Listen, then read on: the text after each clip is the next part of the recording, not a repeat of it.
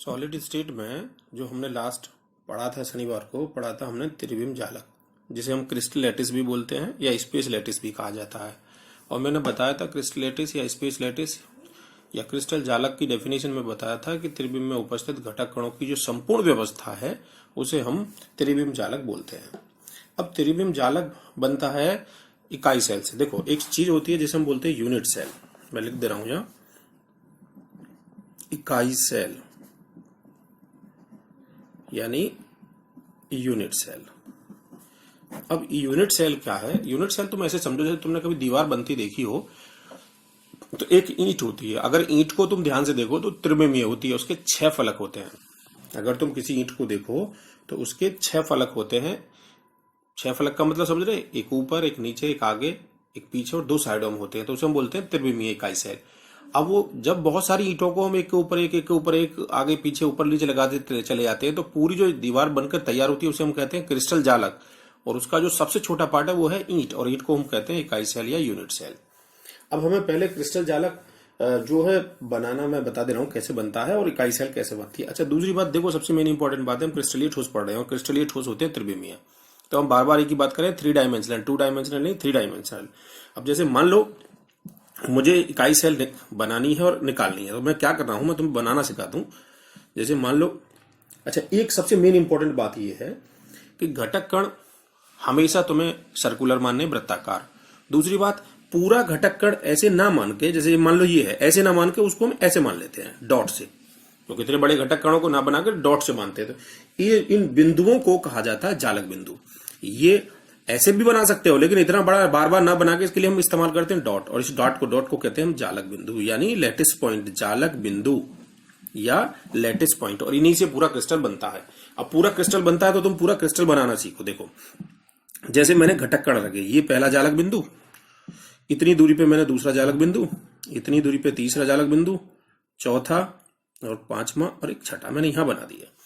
अब क्या करना है तुम्हें कि तुम्हें जो नई लेयर लगानी है, एक लेयर बन गई है घटक कणों की, जैसे एक लेयर हो गई, अब इसके नीचे मुझे एक लेयर रखनी है। तो ध्यान रखना है कि लेयर रखने को तो तुम इसके नीचे रख सकते हो, इसके नीचे रख सकते हो, पर मैं क्या कर रहा हूं, इन दोनों के बीच में रख रहा हूं, इन दोनों के बीच में रख रहा हूं, इन दोनों के बीच में, इन दोनों के बीच में और इन दोनों के बीच में। अब इसे समझो क्यों। देखो, कभी भी तुम कोई चीज गोल आकार की किसी डब्बे में रख के देखो, जैसे मान लो लड्डू हो तुम्हारे पास, और किसी भी तुम मिठाई के डब्बे में या किसी ऐसे बर्तन में रखोगे, तो एक तो तरीका ये, एक लेयर लगाई, उसी के पीछे दूसरी लेयर लगाई।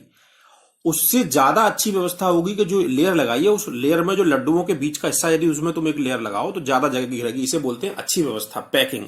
तो मैंने वही काम करा है। ये 2 लड्डू हैं, ये दोनों दूसरे से सटे हुए होंगे, इनके बीच में लगाइए। अब नई लेयर जो लगानी है मुझे, इन दोनों के बीच में लगानी है। इन दोनों के बीच में लगाओ तो ऊपर वाली जो लेयर है उसके नीचे आ जाएगी ये, ठीक है। अगर इन दोनों के बीच में लगाऊं तो ये यहां आ जाएगी, इन दोनों के बीच में लगाऊं तो यहां आ जाएगी, इन दोनों के बीच में लगाऊं तो इसके नीचे आ जाएगी। और अगर मान लो मुझे एक और लगाना होता तो ये यहां आ जाती। अब चौथी लेयर लगा लेता हूं मैं, इन दोनों के बीच में लगाता हूं, यानी इसके और इसके बीच में, तो ये यहां आ जाएगी, इसके और इसके बीच में यहां आ जाएगी, ये यहां आ जाएगी, ये यहां आ जाएगी और ये यहां आ जाएगी। तो ये मैंने ये जो बनाए हैं को मैं बड़े गोले बना सकता था, इसलिए इनको कहते हैं हम जालक बिंदु। गोला बड़ा ना बनाकर डॉट्स बनाते थे, इन्हें हम जालक बिंदु कहते थे। मैंने जालक बिंदु बनाए। अब इन जालक बिंदुओं को अब हमें समझना है इकाई सेल। जो मैं ईंट का एग्जांपल तुम्हें दे रहा था, इकाई सेल। इकाई सेल की जो सबसे पहली बात है, पहले डेफिनेशन सुन लो, मैं तुम्हें बता दे रहा हूं। तुम्हें लिखनी है, हेडिंग डालना इकाई सेल, और इकाई सेल की जो डेफिनेशन बनेगी वो मैं बोल रहा हूं। यानी इकाई सेल डेफिनेशन है, ये है, त्रिविम जालक की वह न्यूनतम इकाई जिसकी पुनरावृत्ति से क्रिस्टलीय संरचना प्राप्त होती है, इकाई सेल कहलाती है। मतलब त्रिविम जालक की वह न्यूनतम इकाई जिसकी पुनरावृत्ति, रिपीटेशन से संपूर्ण क्रिस्टलीय संरचना प्राप्त होती है, उसे इकाई सेल कहते हैं। ये डेफिनेशन है। अब इकाई सेल में बनाना बताता हूं। देखो, मान लो मैंने इन जालक बिंदुओं को मिलाया, ठीक है, तो ये एक सिस्टम है। अब मान लीजिए मैं इनको मिला दे रहा हूं और इसे मैं मिला दे रहा हूं, इनको यहां मिला दे रहा हूं। देखो, ये एक त्रिविमीय इकाई सेल बनी। कौन सी बनी? 3 डायमेंशनल। देखो, 6 फेसेस के, 1 2 3 4 5 और 6, एक इसके आगे होगा एक पीछे होगा।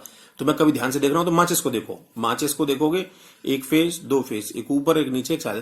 कमरे को देख लो, कमरे में कितनी दीवारें होती हैं, आमने सामने, ऊपर और नीचे, और एक जो है क्या कहते हैं उसे, आमने सामने की 4 हो गई और ऊपर नीचे 6 होती हैं। तो ये एक इकाई सेल बनी, इसे कहते हैं इकाई सेल। अब अगर मान लो मुझे आगे में मिला दूं, मैं मान लो इसे मिला दूं इससे, इसे मिला दूं इससे, इसे मिला दूं इससे, ये नई इकाई सेल बन गई। आगे अगर मान लो मैं ऐसे ही मिला दूं इन्हें, जालक बिंदुओं को,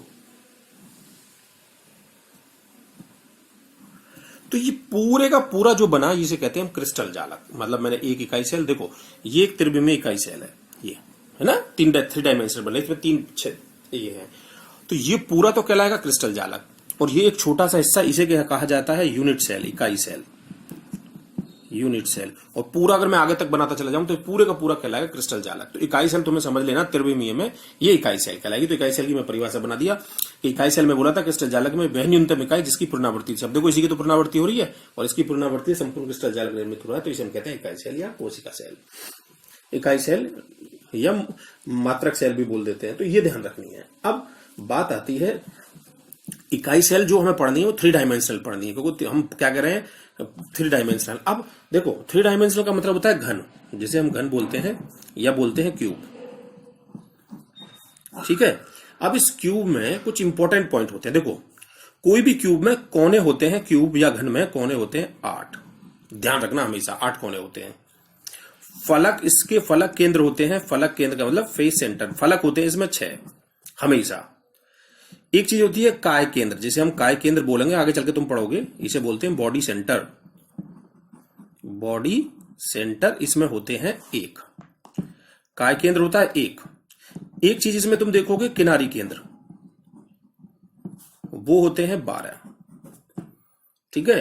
विकर्ण होते हैं इसमें, बॉडी डायगोनल जिसे हम बोलते हैं वो होते हैं बॉडी डायगोनल, विकर्ण होते हैं इसमें 4, ठीक है। इन्हें कहते हैं हम विकर्ण, यानी इन्हें कहते हैं बॉडी डायगोनल। ये तो है विकर्ण, जो एक होते हैं बॉडी के डायगोनल और एक होते हैं फेस के डायगोनल। फेस डायगोनल यानी जो फलक विकर्ण है इसमें, किसमें फलक विकर्ण, उनकी संख्या है 12। यानी किसी भी क्यूब में, अब देखो मैं बताता हूं, तो मैं क्यूब बना के दिखा रहा हूं। क्यूब कैसे बनाते हैं, 3 डायमेंशनल इकाई सेल बना रहा हूं मैं एक, ये ऐसे लो, इसका जैसे तुमने बनाया होगा ऐसे करो, इनको मिला लो तुम, ठीक है। ये बन गई इकाई सेल, कौन सी, त्रिविमीय, ठीक है। अब देखो इसमें कोने कितने, 1 2 3 4 5 6 7 8, कितने कोने हुए 8, 1 2 3 4 5, ठीक है। अब बात आती है फेस कितने हुए, देखो फेस ये रहे 1 2 3 4, देखिए फेस 1 2 3 4 5 और 6, एक इसके पीछे होगा एक इसके आगे होगा, फेस इसमें 6 है। अब ठीक है, कोने कितने 8, फेस में तुम्हें दिखा दिया 1 2 3 4 5 6। कभी भी देखना हो तो माचिस को उठा के देख लो, अपने आप तुम्हें समझ जाए कितने फेस होते हैं। माचिस ऐसी बनती है ना, या किसी को, ठीक। अब इसके बाद आता है किनारी केंद्र। किनारी केंद्र कहते हैं ये जो साइड होती है इस साइड में, तो देखो 1 2 3 4 5 6 7 8 9 10 11 और एक ये रही जो साइड है 12, ये इसमें किनारी केंद्र है 12, ठीक है। और विकर्ण में कितने बोला, विकर्ण का मतलब तुम समझो, देखो ये विकर्ण का मतलब होता है इसमें 4। अब 4 कैसे, अब मैं तुम्हें इस पे एक तो देखो इसका ऊपरी सिरा इसके निचले सिरे से मिलाओ। अब तुम देखो ध्यान से, कभी तुम्हें देखना हो तो कमरे को देखो, कमरे में होते हैं कॉर्नर 4, कमरे के ऊपर वाले कोने को उसके सामने वाले के नीचे कोने से मिलाओ, एक तो विकर्ण ये बनेगा। अब उल्टा कर दो, जिसका नीचे का हिस्सा उसके ऊपर वाला हिस्सा ले लो और कमरे के दूसरे नीचे हिस्से से मिलाओ, तो 2 बन गए। ऐसे ही दूसरे कोने के ऊपर वाले हिस्से को सामने वाले के नीचे से जोड़ो और सामने वाले के ऊपर वाले को सामने वाले के नीचे से जोड़ो, तो 4 विकर्ण बन जाएंगे कमरे में, ठीक है। तो विकर्ण बनते हैं 4, कौन से वाले, बॉडी डायगोनल बोलते हैं, और फेस डायगोनल बनते हैं इसमें 12। तो ये किसी भी इकाई सेल की मेन इंपॉर्टेंट पॉइंट है, ध्यान रखना है। मैंने तुम्हें बता दिए कॉर्नर कितने हैं 8, ये बता दिए मैंने। फलक सेंटर 4 होते हैं, बॉडी सेंटर एक ही होता है, किनारी केंद्र 12 मैंने लिख के दिखा दिए, विकर्ण 4 होते हैं और फेस डायगोनल इसमें 6 होते हैं। ये किसी भी एक इकाई सेल की डिटेल है जो कि 3D में होगी। ठीक है, अब इकाई सेल के हमें टाइप समझने हैं। ठीक है, अब मैं इकाई सेल के टाइप बताता हूं।